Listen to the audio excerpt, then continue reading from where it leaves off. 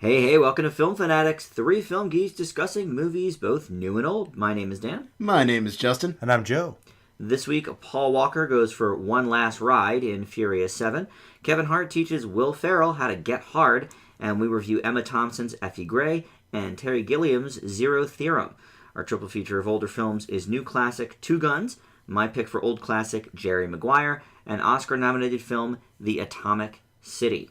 We'll also take a look into the new Avengers film and talk about the end credit sequence, or lack thereof.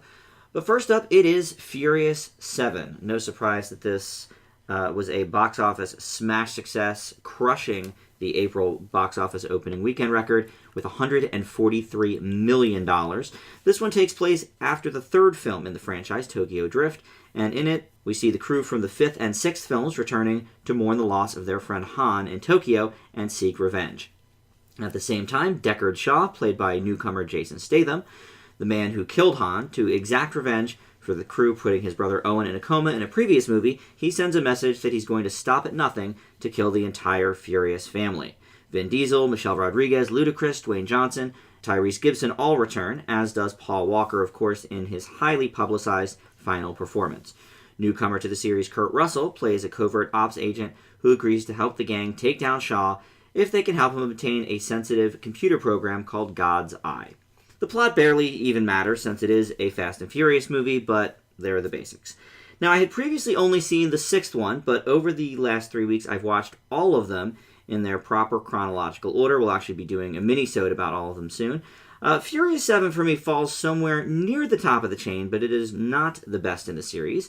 I'll give it that the action sequences do go above and beyond what we've seen before from the films, as each entry seems to do as compared to the previous. And I think most out there would agree that once the series switched from just being a street racing series to full-on action and heist movies, it breathed new life into the franchise. The acting is fine, but again, nobody really comes to these movies to see Oscar-worthy performances. But that does bring us back around to the plot. As much as it might not matter to hardcore fans of these films, it would be nice if it was a little bit more coherent here for more casual observers. The writing is still pretty average, but I think this installment, and number 6 probably as well, knows that the lines are cheesy and are actually being a little more tongue-in-cheek about it than in previous films of the series, and that does help.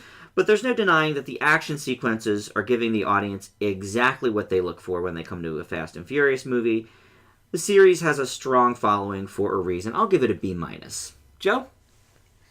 I recently was informed that we'll be doing a Fast and Furious podcast, so I still have some catching up to do. Sure. So my experience with this was a little bit different because years previous, as I mentioned before, I saw Fast and Furious, which is the fourth one, yet another dumb title, and I thought it was very bad. I thought it was boring, very uninspired. Maybe not like the worst movie ever, but I just remembered finding it forgettable and certainly never really interested in seeing other movies again. So going into this one, I really wasn't sure what to expect, but I found myself mostly really enjoying it. I thought that the action was over the top, and but it really held my attention. I didn't get bored at all. I liked the characters. I was able to kind of follow generally what was going on, even though I knew almost nothing about it, so I guess that speaks something to giving something enough for casual fans, and I tried to take it pretty much for what it was. The plot was ridiculous, but it was kind of silly in a comic book kind of way. Somebody was joking that the Fast and Furious movies have kind of been becoming more comic book movies almost, modeling the superhero genre. I can see it. I can kind of see some elements there, which of course is good. Loved seeing Kurt Russell. I thought he actually added some fun spy elements. Kind of thought that it was kind of mimicking the Mission Impossible 4 there a bit with their giant buildings out there in the United Arab Emirates. Thought there was kind of almost a little callback to what they're modeling with the similar heist and shakedowns. It was kind of refreshing, like it's almost poking fun of itself. And I agree with you, Dan. I think that the movie knows it's cheesy. The dialogue in some of these scenes are corny, but I'm pretty sure that's what people were expecting.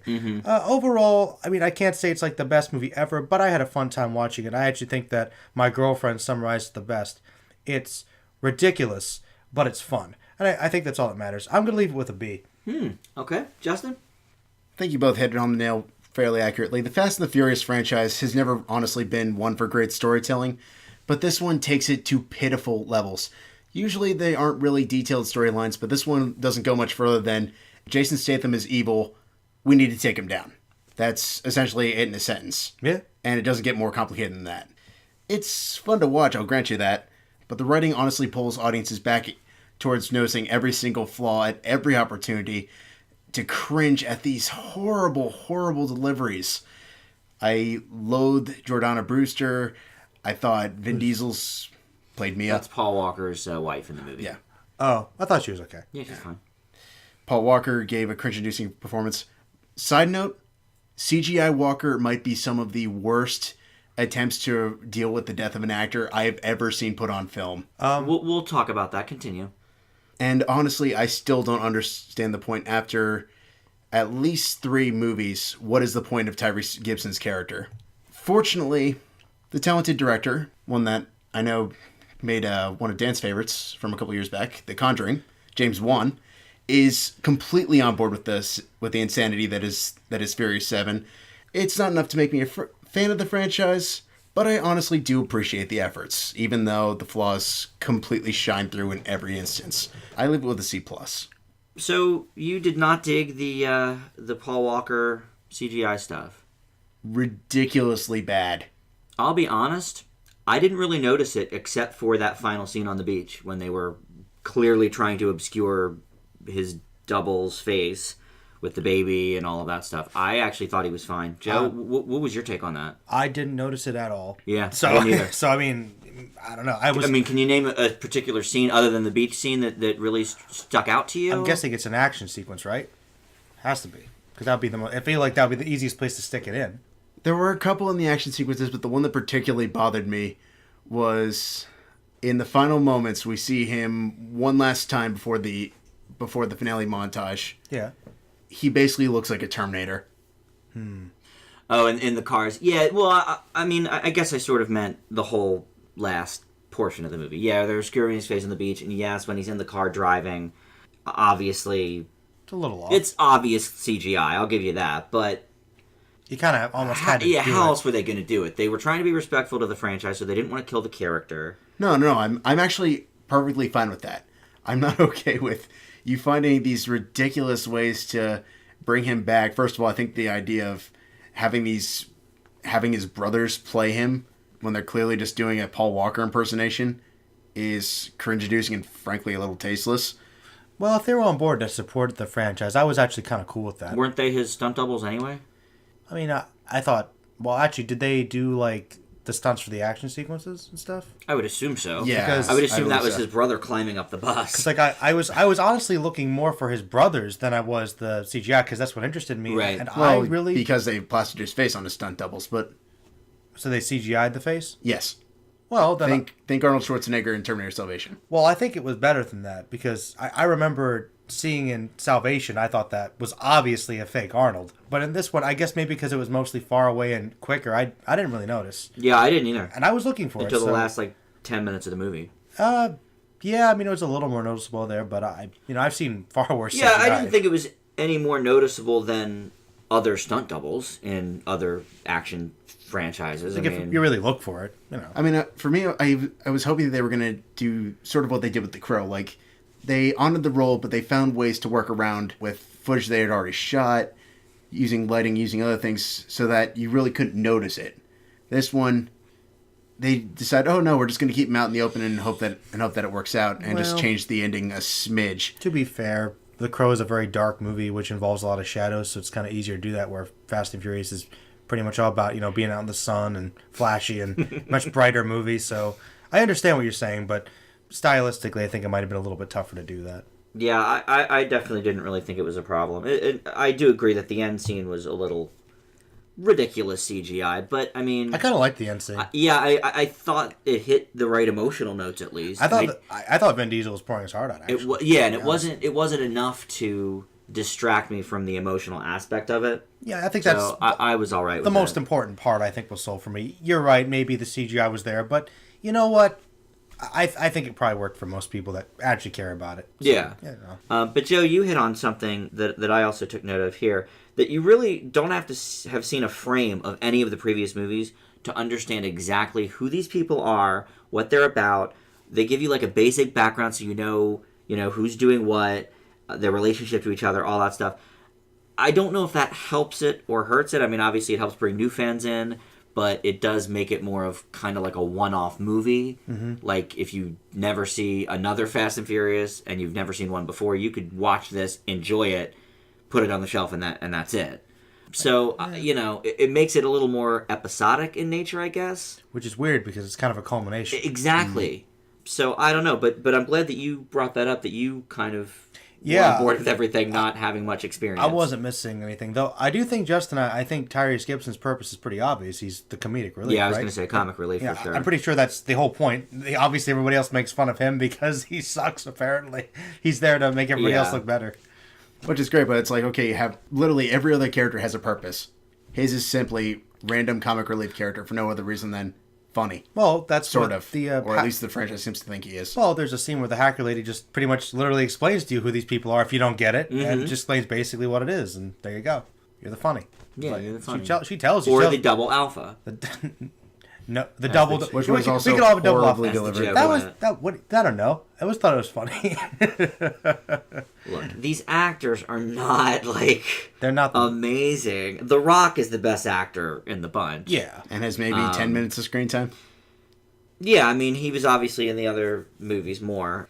Yeah. I was fine with him. Personally, I would love to see more of The Rock in every movie. Actually, it's that funny. He's in, but the thing I was thinking, as usual, is the one thing this movie could have used more of was The Rock. Yeah. I loved The Rock scene so much. I agree. No, he's hands down probably the best thing that's ever happened to the franchise, to be honest with you. That's what Dan was telling me. Yeah, for sure. I'll bring it back. But, I mean, I'm a fan. I think the guy's a great entertainer. So do I. Oh, yeah. So, he, No I question think, there. elevates the fun nature of the series.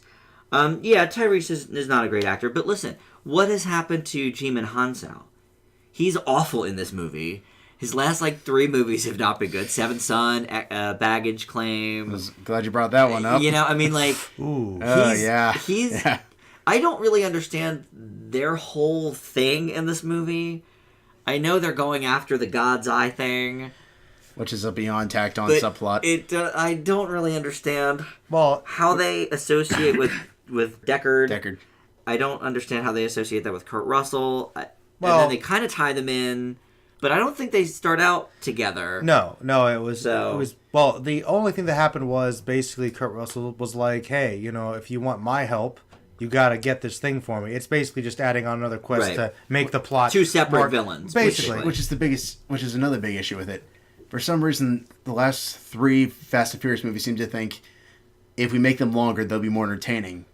That's delightful, but you're overstuffing them, which makes them run on entirely too long. I mean, I liked the fact they were trying to make it more interesting because it's like, okay, you got to go get this thing. It was some pretty basic D&D logic, basically. Quest, subplot. You got to go to talk to this guy to get this thing. I'm like, okay, it's trying to build it up to make it emulate the heist movies and the spy movies. And it's basically just a really lowbrow version of that. Right. But, I mean, I got it. Okay, you got this super duper thing and, you got to get it. And then Statham comes in trying to kill him because he's still tracking Vin Diesel. And so, hey, they meet up and say, hey, you hate that guy now? I hate that guy. We'll team up. I mean, it's flimsy, but... Yeah, but the end, just like the airplane sequence at the end of 6, Yep. the drone sequence goes on way too long. None of these movies need to be more than 2 hours. No, to be honest. And, 6 was just, I think, a hair over 2. This is 2:17 or something. It's a bit long. Yeah, maybe a in the little tooth. bit. Yeah. But we'll talk more Fast and Furious soon enough. So let's move on to our next film, and that is Get Hard. Joe? Get Hard basically stars this millionaire named James King, who's played by Will Ferrell, who is jailed for fraud and apparently claims that he's innocent, and he is bound for the prison San Quentin, where he turns to Darnell Lewis, played by our friend Kevin Hart, who is an individual who owns his own car wash business but desperately needs $30,000 so he can buy a new house. And he makes a deal with James to prep him to go behind bars because apparently he's a black guy, so he's been to prison, even though he hasn't. He plays along with King's particular beliefs about his stereotypes and decides to, for the money, help him get hard, get tough. You get the joke, by the way? Get hard. By the way, they ram that into your mind over and over again, literally 100 times. And I think that kind of summarizes the movie. It calls out some pretty obvious humor throughout most of its runtime. I want to say that I admire some of the thematic points it's trying to drive home about our society, reflecting on just basic ideas between classes and race relations. But unfortunately, the biggest problem with this movie is that even though the basic idea for the plot is okay, and Ferrell and Hart do have some chemistry and some real energy to try and add to this, the script just isn't that funny. I mean, most of the jokes are just too obvious. The title says it all. Everybody in the audience with a slightly perverted mind knows what it's thinking. It doesn't stop with that joke. Every other joke, it basically does that again and again and again. It's incredibly obvious humor. Most of it's not that funny. I'm not going to say I never laughed. There were some times where I did smirk a little bit, a few times, but overall, it's just pretty by-the-numbers stuff, and if it wasn't for the fact that these actors weren't giving it a lot of energy and had some chemistry, it would be a much worse movie. I'm going to leave it with the C-. Justin, how about for you on Get Hard? The movie Trading Places worked because it knew the talents of both central actors and let them play out situations that truly let them bring out the best in each other. Nice reference, Justin.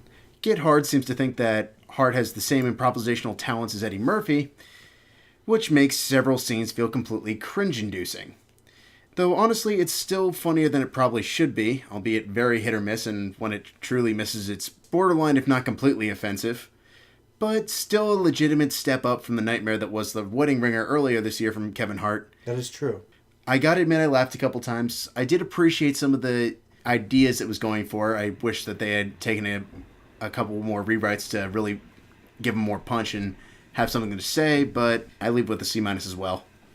I actually think it's about on par with The Wedding Ringer. I thought The Wedding Ringer was funnier, but made a lot less sense.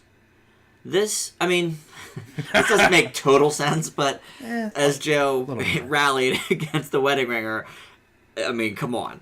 This does make sense within the structure of the story and within the structure of the characters. The main thing that didn't make sense to me was when Kevin Hart and his wife have Will Ferrell over for dinner, she almost sabotages everything. Do you not want the $30,000 for your new house? Well, in that scene, she also says you got to help this guy because he's not a bad person. He's not going to make it. Yeah. And you can't really do this to him. So I guess she was the better person and was more concerned about his well-being than trying money. to look out. Okay, so well, I think that was better for Kevin Hart's character because I guess. Otherwise the story would have gone into even less predictable. It would have made him a worse character. Let's look at it that way. Yeah, fair enough. No, I laughed from time to time, but I would say of the Kevin Hart repertoire of recent years, this is probably the least funny to me. I thought Will Ferrell was okay. I thought he had a few good lines. But honestly, I got the biggest laughs from some of the supporting players. Like when they went to Kevin Hart's cousin's place, Russell. I thought some of his crew was kind of funny. I thought Russell himself was kind of funny. Some of Will Ferrell's help was funny. Yeah. So, in a movie that's supposed to star, these two comedy, kings here, for the supporting cast that only show up in one or two scenes to get the bulk of the big laughs, to me anyway, I didn't think was all that great. I'm actually going to leave it with a D+, which is the same grade I gave The Wedding Ringer. I think they're about on par with each other.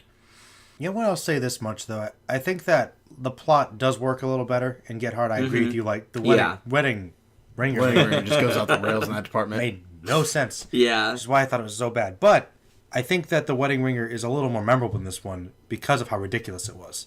Like, this one, I feel like... Okay. I liked what this one was trying to do, but it plays it really safe in areas we've been before. Like you said, Justin, Trading Places did this basic concept so much better in a lot of ways. Mm-hmm. Just this whole basic play-off between class and race. It's been done in better movies, both comedically and dramatically. Here, it's just pretty much pulling all punches. And that's the biggest problem. It shouldn't be so afraid, There are a couple of jokes that I think had they spent more time on, they would have been really, really funny. I think they would have said a lot about our current economic status today, which I feel like Will Ferrell tries to sneak in almost all of his movies, but usually skirts around to try and appeal to lowbrow audiences. Yeah, he does try to play it smart when he can, but you're right. It's just here it's either too obvious or it's just completely ignored.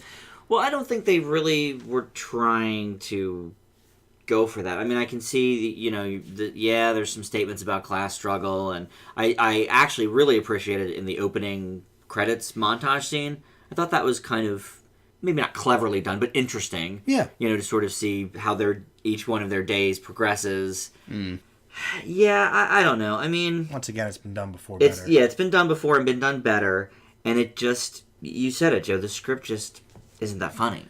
I mean, I don't know if either of you saw the Justin Bieber roast that Kevin Hart hosted. I got more laughs from Kevin Hart's improv lines, during that, commenting on, somebody else's material or whatever, than I got in this whole movie. And to me, that says something. Because I think Kevin Hart is funny, but he's either funny on his own or you have to give him good material. Yeah. Because he's not really a great actor. No. Eddie Murphy was a good actor. Yeah. Though I feel like studios are trying to imply that they want Kevin Hart to be the next Eddie Murphy, and he's just not. Well, to be fair, they really try that every decade or so, because you had Chris Rock, and they were giving him like head of state and all. That's you had fair. a slate of Chris Rock movies, not as prevalent as Kevin Hart movies. We get 2 to 3 of those a year, but still, No, that's a legitimate point. I didn't think about that. yeah. Well, He's just the hot name at the moment, and his stand up obviously is enormous, so it makes sense. I definitely see what they're trying to do there. I mean, I think he definitely has energy, but he needs to land some better movies, because one thing about Eddie Murphy was that he didn't just play the same shtick all the time. Right. He could actually get into a different role. I mean, for every Trading Places, you also had 48 Hours. He could play sometimes it's more of a serious role. He could go action or fantasy, sometimes. I mean, he'd take chances, and I think Kevin Hart just hasn't landed the same caliber of scripts and directors yet, honestly. Well, and I think it says something that, not financially, but realistically and probably critically, I would say Kevin Hart's best movie the last 2 years is About Last Night, which is an ensemble piece and not a Kevin Hart movie. In fact, he's the supporting character. That's true. Michael Ealy was the main character in that movie. Which might suggest something else that I know will probably not make you guys very happy, but Is this another Give him supporting more role supporting thing? roles, or yeah. Well, I mean, some are just not. Some comedians are just not meant to be leading men. I mean, I think what they're doing with Kevin Hart is actually, for his fan base, I guess, smart, because they haven't really given him his own movie yet. If you look at all of his movies, Ride Along, it was him and Ice Cube. Wedding Ringer, him and Josh Gad. Here we've got him and Will Ferrell. So you've got him also in other movies with big actors like Right. Stallone and De Niro. Like he still Exactly. he still needs somebody to give him the crutch. You're right. He hasn't really had his own starring movie yet. And maybe that's for the best, because look at Melissa McCarthy. I mean, I know, Justin, you're not a fan of a lot of her movies anyway, but you look at The Heat, you look at Identity Thief, she's paired with somebody, and then you look at Tammy, which I think everybody can agree was one of her worst. She needs somebody to play off of it. Yeah. So, I don't know. Maybe they are marketing him right for his audience by not giving him his own movie. Kevin Hart's comedy definitely is reactionary, and that works. And Right. you almost need him partnered up with somebody. That's not necessarily bad. No. But maybe he's not strong enough of an actor yet to lead his own movie. Right. I just feel like with him, less is more. Like, he had some really, really great moments in About Last Night. It's just, I feel like when you put him front and center, you give him a little too much to do, and then some of his stuff becomes very sporadic and spur of the moment. And he wasn't necessarily playing a different character in About Last Night. He was essentially doing his Kevin Hart shtick. Pretty much, yeah. Yeah. Just in a more minimal role. All right, well, let's move on now. We have Effie Gray, and Justin's going to tell us about that. At 19, Effie Gray, played by Dakota Fanning, was married to the respectable art historian and critic John Ruskin, played by Greg Weiss. Though over the course of 5 years of a lonely and loveless marriage, Effie finds a connection in a painter named Everett Malaise, played by Tom Sturridge, and ultimately challenges expectations of Victorian society. What kind of a person was Effie Gray? It's a good question, and don't expect to get a legitimate answer in this movie. It ultimately becomes a matter of who should be blamed more, Dakota Fanning's beyond wooden performance, or the pitifully lifeless directing of Richard Laxton. Fortunately, writer and supporting actress of the film, Emma Thompson's scenes are relatively compelling and interesting, but neither this or the fact that she wrote the script managed to even come close to saving this mess of a movie.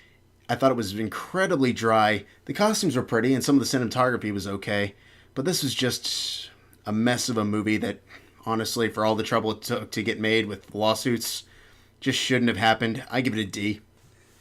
Well, Joe, you missed out on this one, so... Oh, wow, I'm sorry about that. I'll go next. Yeah, from that glowing review, I'm sure you're really kicking yourself. I think the shortest Justin review ever. I thought the acting was serviceable. I didn't think Dakota Fanning was as awful as you did, Justin, but clearly Thompson gives herself the best role in the whole film. Pretty much, yeah.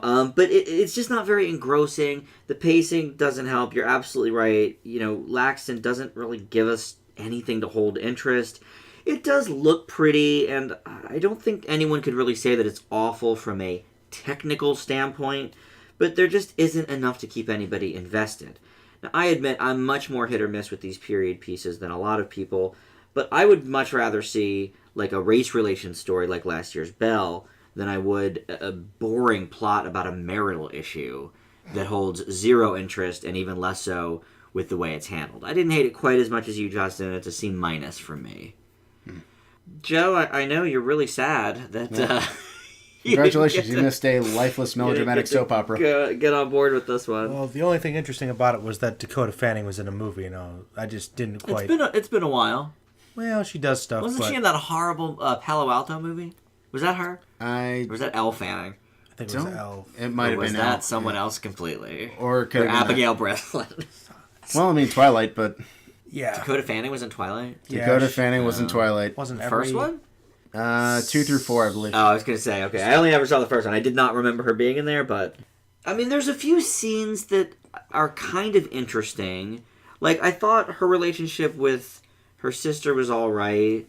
Really, really felt underdeveloped, to be honest with you. Well, yeah, it was all right. I would have liked to see more of it because it was the only thing that held interest for me. Was it underdeveloped? Yes. Would I have rather had a whole movie about her and her sister? Yes. Probably, yeah. I would have. I like the Thompson character. Could have used more of her as well. Yeah, she was so stop and go in it, though. Like, we would see her, and then we wouldn't see her for, like, another 25 minutes. Maybe I zoned out or whatever, but I didn't really quite understand their relationship anyway. I didn't either. I'm glad I'm not alone on that. Yeah, I thought maybe I just missed her or something. Yeah, it's like quasi-mentor meets friend / potential... Yeah, but I don't even know how they met, so... Yeah. I could see she was obviously some kind of mentor, teacher kind of thing. Yeah, but who knows?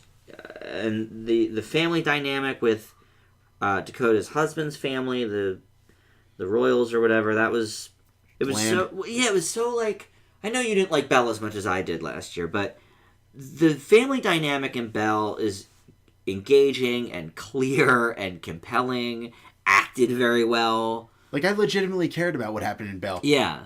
I did not care one bit about Effie Gray as a character. I really didn't. I didn't know why I should care. So, she never consummated her marriage. She's treated poorly by the family.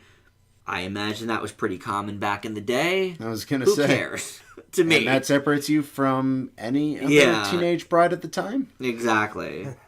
So, I don't know. Well, good. I'm glad, Justin. For some reason, I thought maybe you'd really like it. No, this was because I usually don't like period pieces. So, I feel like maybe I'm crazy, but I'm glad to hear you. No, you're preaching the choir on this one, yeah. Yeah. All right. Well, let's move on to our final film in the new release category, and that is our home media moment, and that is Zero Theorem. And, Joe, we're going to go to you for that. Terry Gilliam once again, another science fiction film, and it's considered to be kind of a spiritual sequel to his other films, Brazil, mostly, and to some degree 12 Monkeys.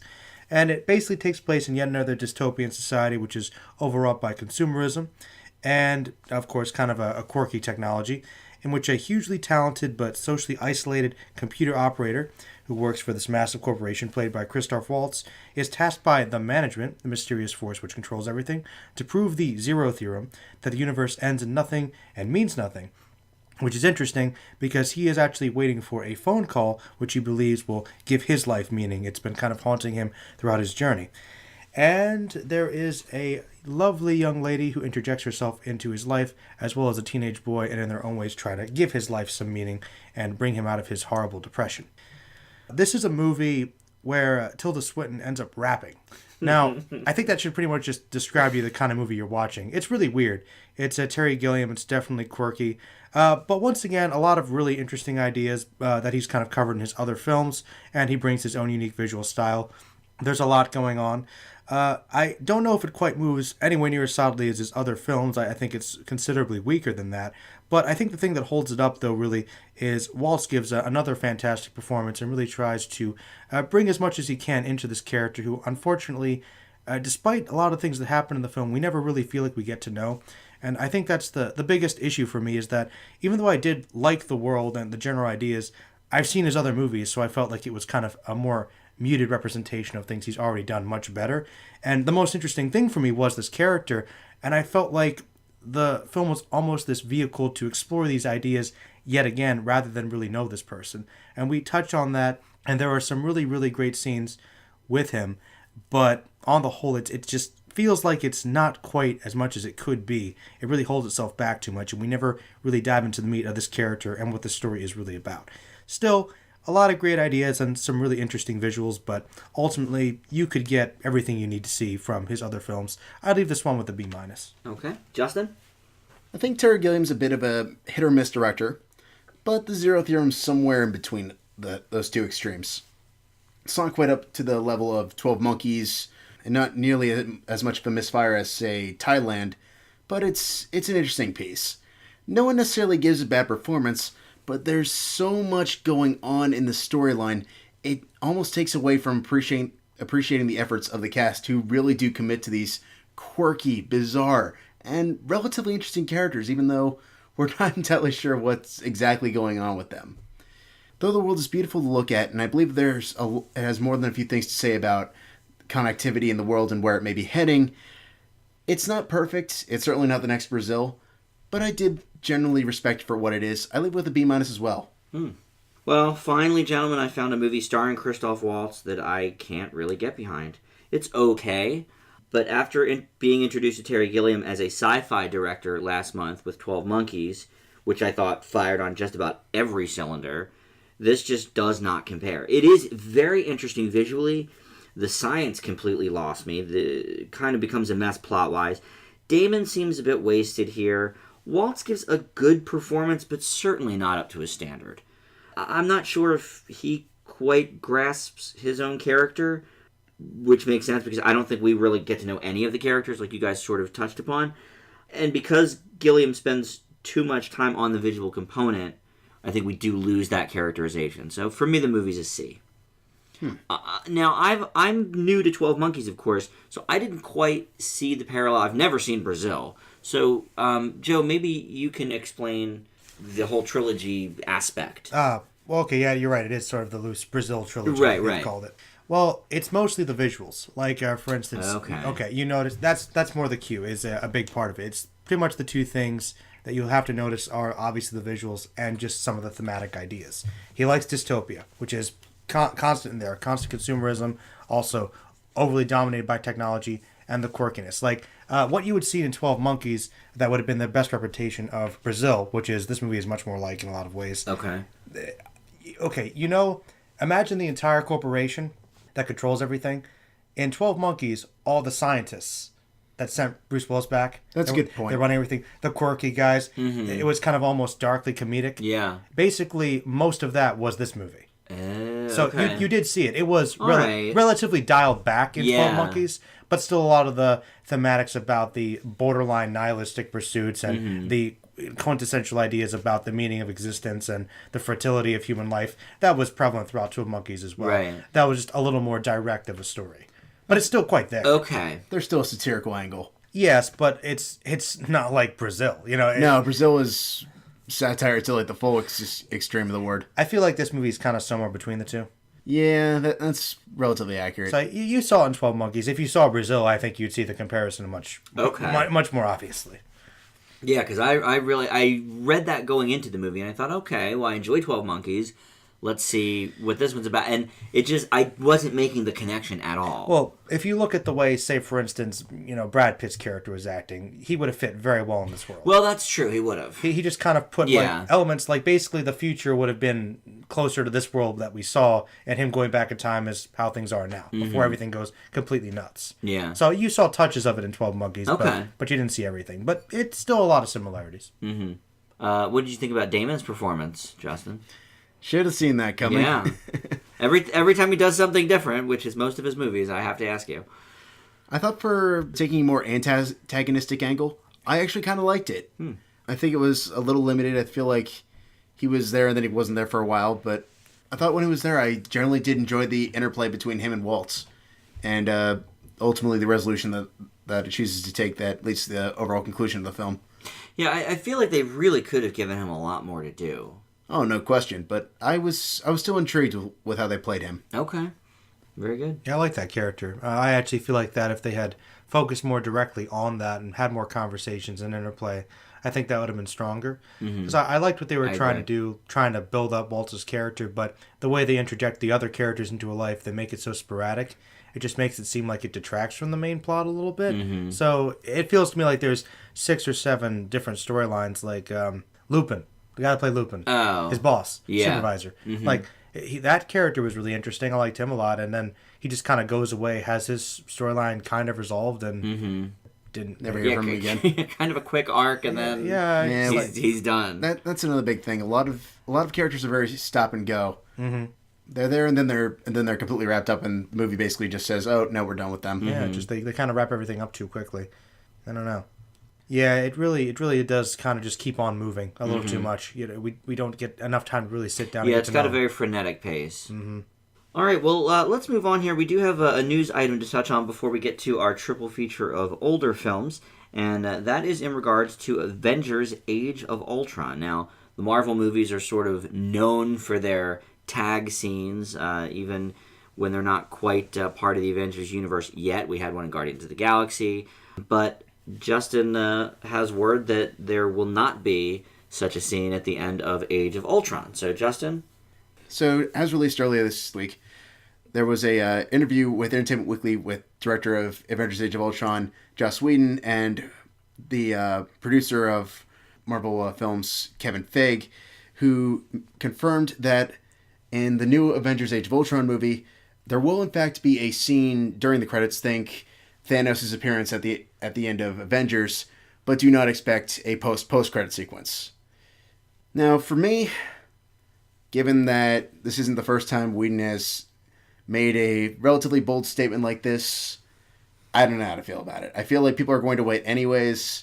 I know they got a lot of flack for doing a completely abrupt post-credit sequence for Avengers. I know, Joe, you clearly love it. I think it gets worse on repeat viewings. Yeah, I do think you're in the minority on that, Justin. You're the only person I've ever heard say anything negative about the shawarma scene. I think it's generally liked.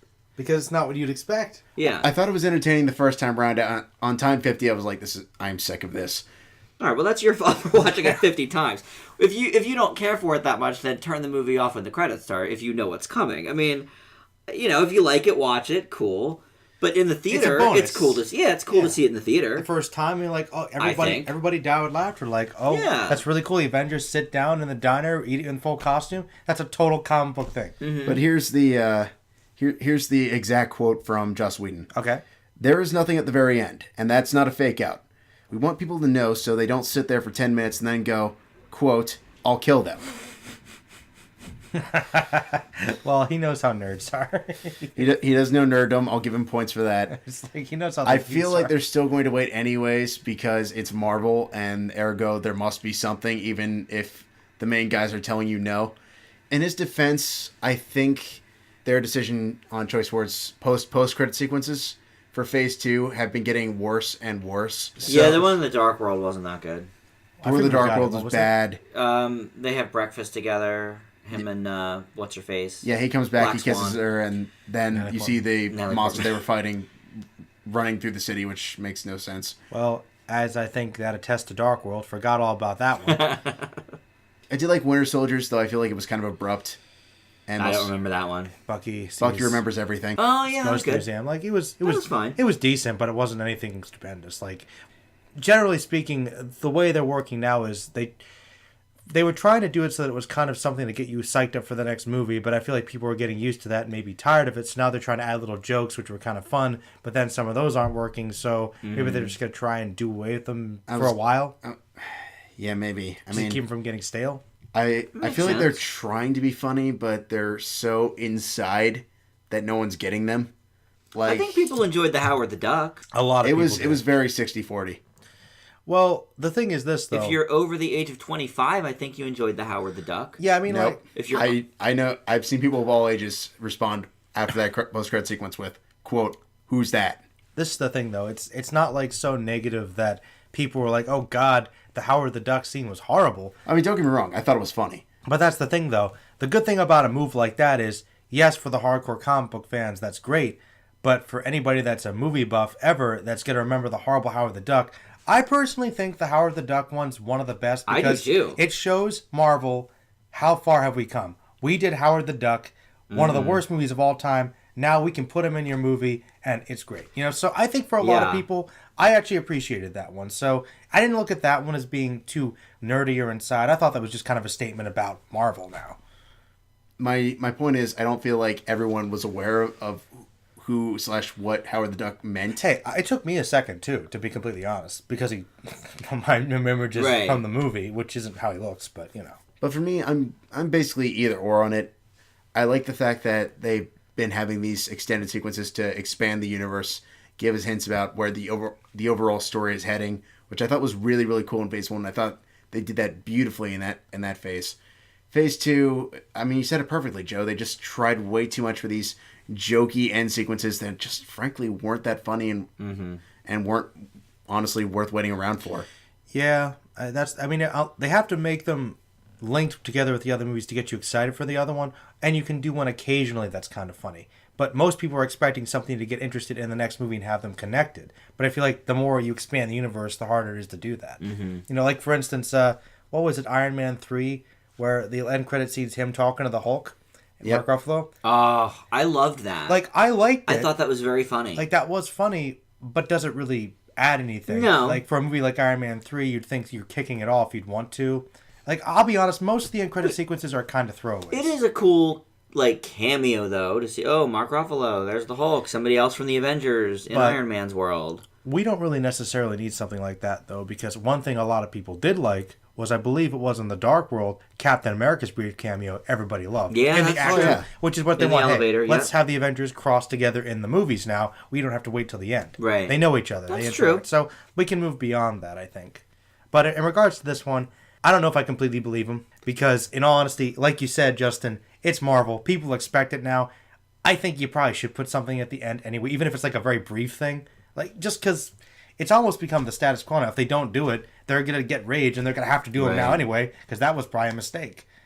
What do you think, Dan? We haven't really talked about it. Well, I think either way, word will get out within minutes of the premiere's closing. Yeah. So, I mean, even before that Thursday night premiere, whenever it premieres in Hollywood or New York or London or wherever it is, somebody's going to be tweeting about it and saying, you know, they lied. WTF, no credit scene, or hey, my God, Wolverine's the next movie. Oh my God. Right, yeah, like whatever it is. So I mean, I don't know if I. It's interesting that you mentioned that, Dan, because I remember a really big deal was the fact that they wouldn't actually include the post-credit sequences until after the premiere.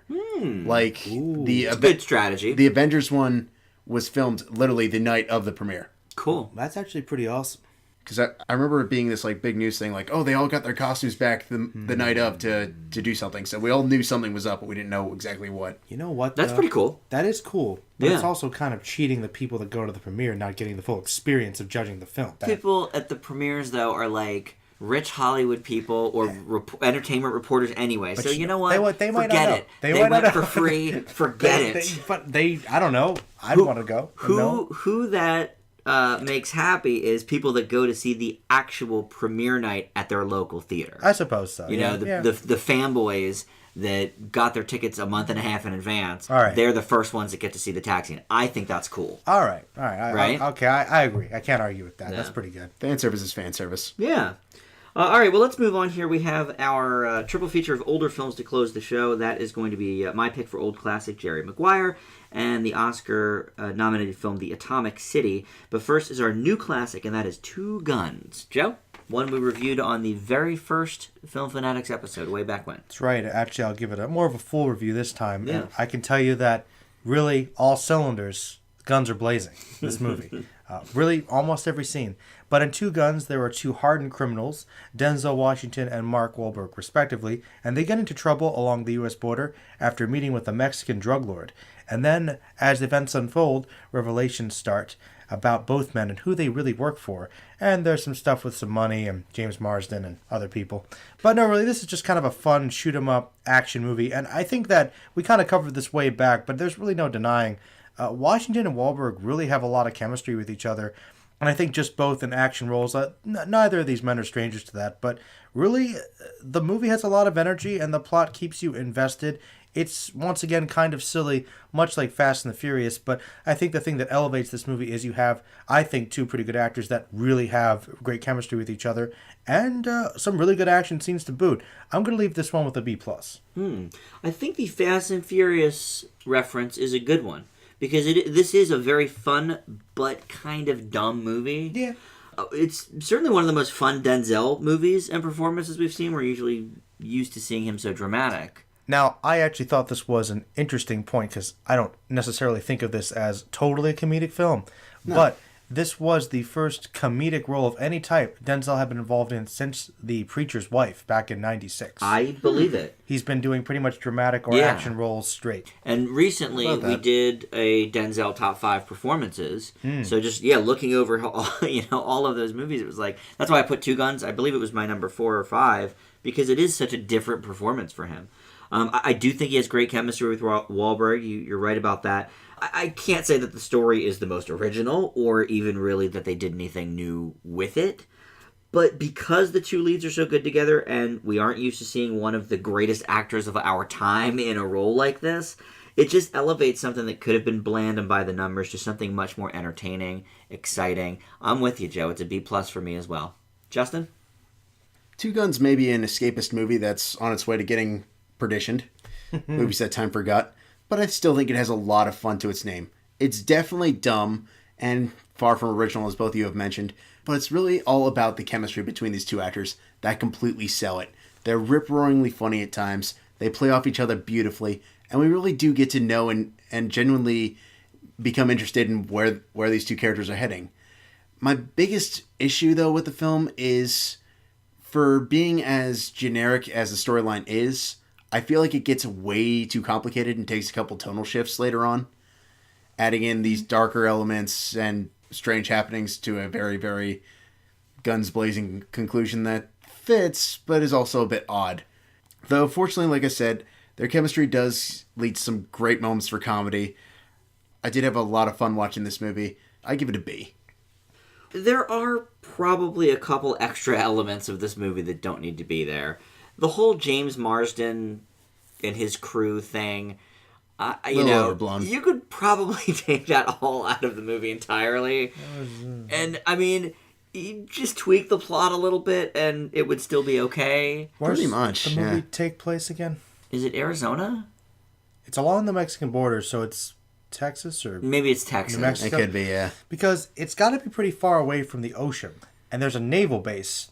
And one of the antagonists is like a rogue officer. No. And then the one like general just decides to cover it up because he's lazy. Mm-hmm. Because he's lazy. I know. I mean... You probably could take that whole plot out of the movie. I didn't quite buy that. I love James Marsden, but... Doesn't need to be there. No, that really one kind of doesn't. misses the mark, to be honest. A little bit. Yeah. But that was probably the only one I could say that I was sort of done with. I like the slight romance plot.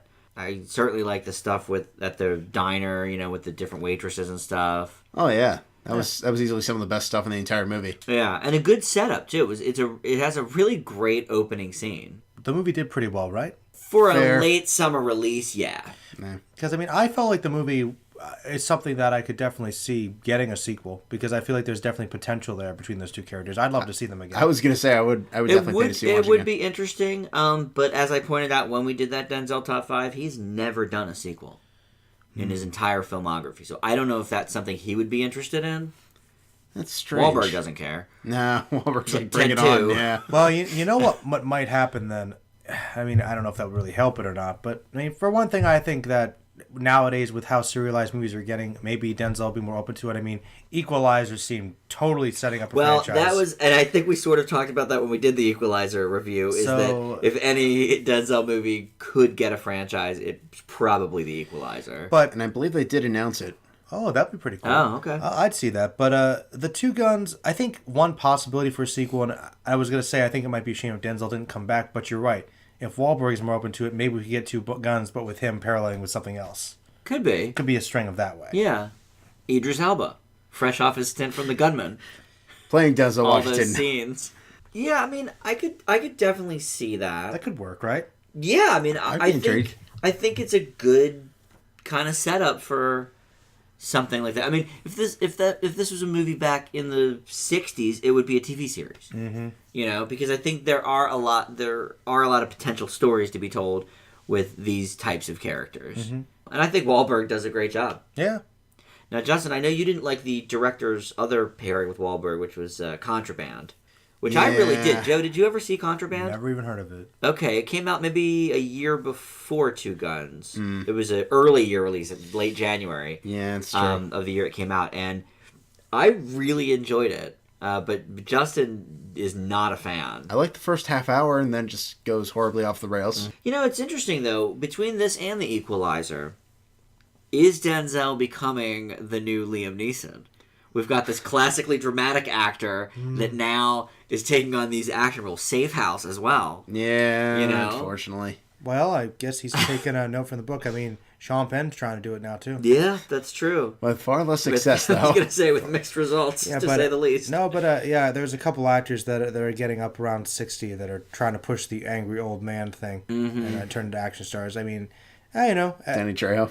Danny Trejo's getting there. I mean, well, partially it's because of people like Schwarzenegger coming back and Yeah, that's true. Stallone's still doing it. The Expendables, I think, and Red. These movies are starting to make people get onto that idea, and those movies have been all relatively successful. So, yeah, it's true. Yeah, people are trying to see if they can stretch their careers into a more action-based way, and I don't know. I've seen some good results from it. Yeah. You know, I mean, so... Well, and at this point in time, Denzel can open a movie better than literally anyone we've mentioned in this conversation. So maybe someone's like, hey, if Liam Neeson can do it, you know, Denzel, just if you can keep yourself in shape, because I mean that guy's aged really well. Like I was saw him in Two Guns obviously a couple years ago, and I mean he looks great. He doesn't look 60 at all. No, you know, it's just like could fool me easily. Yeah. It's like the guy looks like he's still 45. So yeah, I don't know. Time has been kind. Hey, if he can keep it up, I'd say do it. Yeah, why not?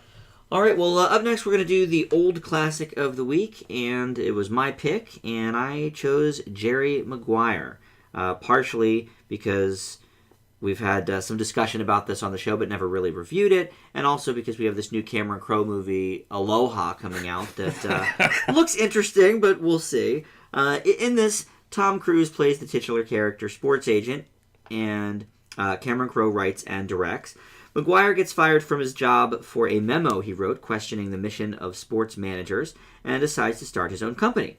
Nobody follows him except secretary and single mother Dorothy Boyd, played by Renee Zellweger. Maguire only is able to sign one athlete, a largely unknown wide receiver named Rod Tidwell, played by Cuba Gooding Jr. in his Oscar-winning role. Meanwhile, Jerry, who's going through a crumbling relationship, falls in love with Dorothy and her son, but she questions if his motives are pure or business-related. But Jerry Maguire is Crowe's crowning achievement, and that is in a filmography that includes Almost Famous, Say Anything, and several others. The casting is perfect, the lines are insanely quotable, and not one note of the film rings false. The comedy works, the drama is intense, and it's got enough sports stuff in it to satisfy sports fans, but also really has nothing to do with sports. It is a story of human emotion, questioning one's purpose on Earth, loyalty, family, and of course, romance. It is Tom Cruise's greatest performance, in my opinion, and his greatest character. One of the greatest movies ever made, period. In my opinion, it's in my top 10. It's an easy A+. Justin, of course we're going to go to you next. You have mentioned this on the show in the top 5. This is way back in the show. Season 1, yeah. One of the first top 5s we did was top 5 films that were nominated for Best Picture that should not have been. So, Justin, let's hear about Jerry Maguire. Didn't even deserve a nomination. There's a great story in Jerry Maguire. Perhaps it's the fact that the film is beyond overquoted. "You had me at hello" is arguably one of the cheesiest lines ever written. It's a little cheesy. It's a little cheesy. And also the fact that I think it has way, way, way too much going on. We have the "let's be a better human being" storyline. We have the by the numbers romantic comedy storyline that has honestly no more originality than the lines that we hear incessantly over the age of time. Honestly, I'd be very curious to see what my opinion of this would have been when it came out way back when. But obviously I was way too young at the time to have watched it, so we'll leave that to the side. But I mean, it's one of those nobody does a really bad job with the movie. It's just, I feel like it's one of those movies that could have had a lot more punch and just doesn't. Cuba Gooding Jr. gives a great performance, as to be expected. Jonathan Lipnicki's absolutely adorable to watch. But I still stand on the fact that Jerry Maguire is a good, not great film that I believe was completely undeserving of a Best Picture nomination. But I do bring it up from a B- to a B. Absolutely wrong. Joe, I'm kidding, obviously. However, that's your opinion. If I may bring up one thing, though. Sure. Now, I'm very glad that you did bring up that it was on my top 5, because out of all three of us, Dan was the only one that brought up movies that should have taken their place, given that year. So I looked up the year 1996 in film and just ran through a couple options that I think would have been far better. Where there's some movies that I thought that I've heard great things about but I've never seen. Primal Fear, The People versus Larry Flint, obviously got great reception, but I couldn't suggest them in good conscience. For me, I think the two that easily were far better movies, A Time to Kill and Sleepers. I like both those movies more, but they're more my kind of movies. I've only seen Sleepers. Sleepers is not as good as The People versus Larry Flint. I like Primal Fear a lot. But I've never seen Primal Fear or Time to Kill. Time to Kill, so I can't speak to that. Well, to be fair though, Justin, I mean, those are also like hardcore dramas. Yeah, or I was going to thrillers. say, this is probably a more lighthearted kind of. This is a more Oscar friendly movie, certainly than Sleepers. Well, it depends, because sometimes the Oscars likes to go for the really dark, heavy... I was going to say... Yeah, but not in the 90s. As Good as It Gets was nominated for Best Picture. Shakespeare in Love won Best Picture. Four Weddings and a Funeral. I mean... But what was also up in the same year as Shakespeare in Love? Saving Private Ryan. Probably the darkest war movie ever made. Yeah, true. Didn't win, though. Didn't win. Many people have called BS, but... Well, but I'm saying, this is the era of romantic comedies sort of coming back into the fold of the Oscars. Yeah, they were pretty So popular. it makes sense... on that basis that this would get nominated. But I appreciate that you brought alternates to the table. Joe, let's hear from you on Jerry Maguire. I've always liked Jerry Maguire. I kind of agree with both you. I think as you guys would predict, I'm kind of in between you guys. I think the biggest thing about this movie, I disagree with you, Dan. I don't think it's Tom Cruise's best performance ever. I said in my opinion. I mean, in his defense, he hasn't seen my favorite, but... Which one was that? Born on the 4th? Collateral. Oh. True, I've never seen Collateral. Well, yeah. Have you seen Born on the 1st of July? No. See, you're missing a couple big ones, but that's understandable. The point is, I mean, I think he does a good job in this movie. I like the character he plays in this movie, even though he's just kind of crazy Tom Cruise, just jumping around, screaming at people. I think he's just kind of playing a hyper version of himself personally before he went on Oprah. I was going to say, this is pre-couch jumping Tom Cruise. It's pre-couch jumping, but it was always there. It was always It was always there, okay? He was waiting to do it. But no, I like the character. I like the ideas. I think the best story in the movie, though, is that particular character's development and how he works through that by relating to other people in his life. It's actually very similar to As Good as It Gets. We have this person trying to do this evolution based on a completely different status in his life. That's the best part of the story, but I feel like some of it gets a little bit lost because Cuba Gooding Jr. is easily the best thing about this movie for me. But I think that considering the fact he won the Oscar, he didn't really have that much to do. Really? Really. I mean, compared to a lot of other movies with him in it, I mean, I think this is actually a fairly small performance. He adds a lot of energy, but I wanted a lot more of him and his character. His dynamic with Jerry Maguire is great. I think we needed more of it, personally. The biggest thing for me, which has held this movie back, is because I don't like the fact that as it goes on, it does become a pretty by-the-numbers generic romance. I've seen this kind of story done a lot better. I mean, it's not necessarily bad, but it just kind of fills a lot of the basic equations. I mean, Sleepless in Seattle is considered one of the greatest romantic comedies of all time. I think it's pretty boring by the numbers, just as an example. So I don't really get a lot of that stuff. Like I said, it works, but really I think it holds the movie back from being something that really, really could have put in the annals of greatness. I leave it with an A-. Okay. I would argue, I guess, that everything going on in the film, like Justin said, it seems a bit overstuffed.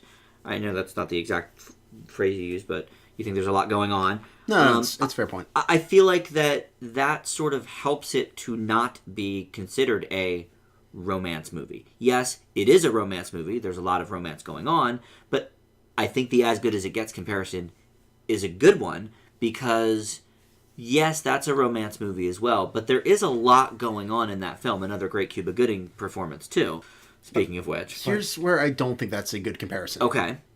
The first being As Good As It Gets straight out the gate basically brings up the fact that there's this very big concept of love, even though we're looking at it from the eyes of this really, really flawed, very unlikable character at the start of the film. Jerry Maguire kicks off being entirely about him and then decides, probably about halfway through the first act, it's romantic comedy. Well, he had yet to meet the girl. He was in a engagement relationship that was going horribly, and he loses his job and finds out what his fiancée is made of. So he's already employed this Dorothy woman, and the sparks start flying. I mean, I think that's fairly standard, right? My point being, As Good As It Gets made it the main focus. Jerry Maguire was more or less out of happenstance. Well, and I think that's why Jerry Maguire is considered much more than a romance movie. I feel like it's trying to be and just isn't. Well, I would think that's not exactly the best comparison because, as you know, I love As Good As It Well, Gets. yes, I know. But the one reason why I think that works a little better there is because romance is a big part of that movie, but there's much more of a balance between the different plot lines. You have that pretty evenly divided, and they all kind of intertwine nicely with all the different characters. I feel like everything with Jerry Maguire, his multiple storylines are more disjointed. They don't directly connect. Like, you don't have Renee Zellweger crossing over at Cuba Gooding Jr., and you have the J. Moore, Kelly Preston stuff, and it feels like it's more like disjointed parts of his life because he literally goes to separate areas more. Right. So it feels like you're watching a bunch of different movies about the same guy as opposed to one unified story. Okay. That's why. Yeah, that's true. That's the biggest issue I have, is it never feels like it quite jives. I feel like Jerry Maguire is known primarily as a romance movie. I mean, You Had Me at Hello. Yeah, but show me the money. Yes. Right? That's true. But if you ask somebody what Jerry Maguire is, they're probably more inclined to think romance. I would say. Though I do agree. That's true. I do agree, though. I think Justin does make a good point, though, that these lines were probably overkilled to the point of nausea by the time he had seen it. Yeah. Whereas I saw it in 1996, and it was pretty new. So they showed you the money, you know. They showed me the money. They showed me the Quan. Yes. And I don't know. So maybe it struck me a little differently. Conversely, maybe people that watched The Princess Bride the first time and me are on two different poles of that scene as well. Possible. Or inconceivable. Okay, I'm sorry. That was bad. That was all right. It is pretty inconceivable. I do agree. I will say this, though. Just fun fact about a great movie, Jerry Maguire. It is the best-selling ever non-Disney VHS tape of all time. Really? It sold 3 million copies on its first day. Interesting. And 1 million copies every other day of its first week. Huh. That's a pretty Fancy popular that. movie. Yes, people enjoy the Jerry Maguire. They did. And I think with good reason. Obviously, there's some dissension in the ranks, but that is why I ran it. I feel like Justin doesn't think I run enough controversial movies. I typically run movies that Justin's never seen that I would like him to see, like Precious, for example. All right, well, finally, we have our Oscar-nominated film, The Atomic City. It was nominated in 1952 for just one award, and that was Best Screenplay. Justin? I should note, before you go on, Please do. that at the time, there were 3 separate screenplay categories, so there were 15 different movies up. Best story, original and adapted? No, Best Story, Best story? Best Screenplay, Okay. and Best Story and Screenplay. What? And I'm not quite sure what that entails, was gonna but say. none of the twain shall meet. So there were 15 separate films nominated. So, Justin, Let me tell you something. Before you actually read that review, think about that. Out of 15 movies, this one had the best script, the best story, the best. The Academy said this. 15 scripts, man. Well, it didn't win. Well, okay. Let's not get carried away. It didn't win the award. Okay, well, of the 15 movies made that year, this was one of them that could have been the best screenplay. Could have been. Atomic scientist Frank Addison, played by Gene Barry, is at the top of his field and living the dream with his wife, played by Lydia Clark, and his intelligent son Tommy, played by Lee Aker. Listen to that plot summary. That's pretty good. However, when Tommy is kidnapped in an attempt to extort secrets about the H-bomb, Frank begins doing everything he can to get his son back safely. The Atomic City is a film that's trying to be many different things, but never really committing to any of them.